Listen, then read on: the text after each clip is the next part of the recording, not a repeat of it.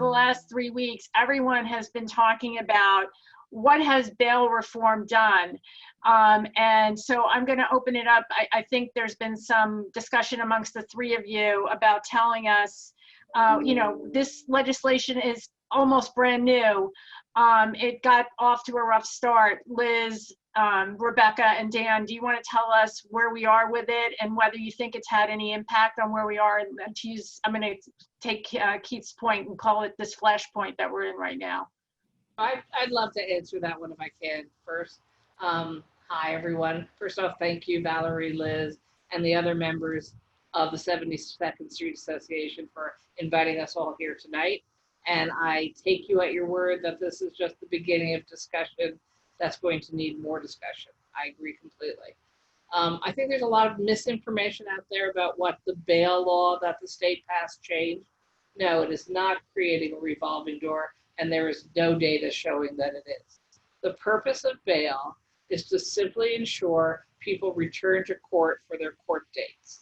It was never intended to be a model for decreasing further criminality, and it wasn't. Individuals who committed crimes pre-reforms would still be out on the street if they had the money, but all these huge numbers of low-income people who didn't have the money, sorry about that. So I was saying the bail is not impacting violent criminals or people accused of violent crimes being back on the streets. Our changes made it a more fair system, so we weren't locking up poor people for non-violent charges prior to their day in court. It's only non-violent level offenses who don't get monetary bail conditions. And the research coming out of New York City and the entire state is that people who are out on bail are not committing violent crimes afterwards and being either a revolving door or in a situation where they are our new criminals while they're awaiting trial.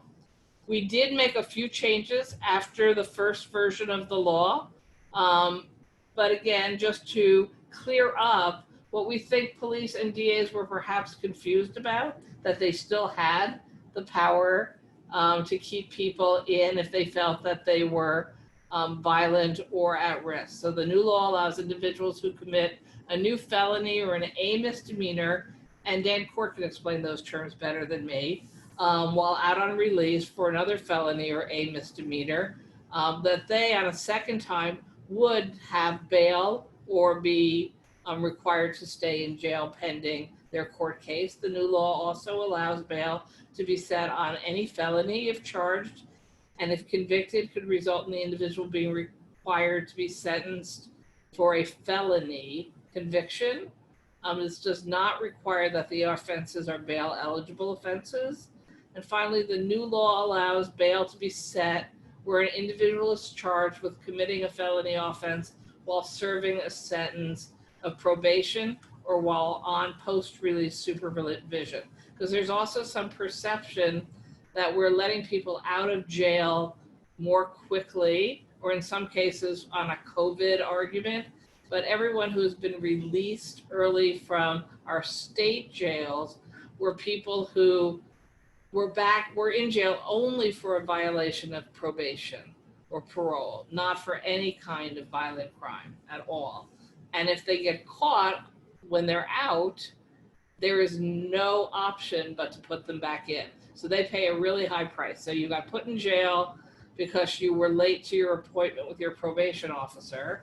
Then you get released on a COVID argument and you do something else, you are going back to jail, no discussion, no review by court, no bail argument.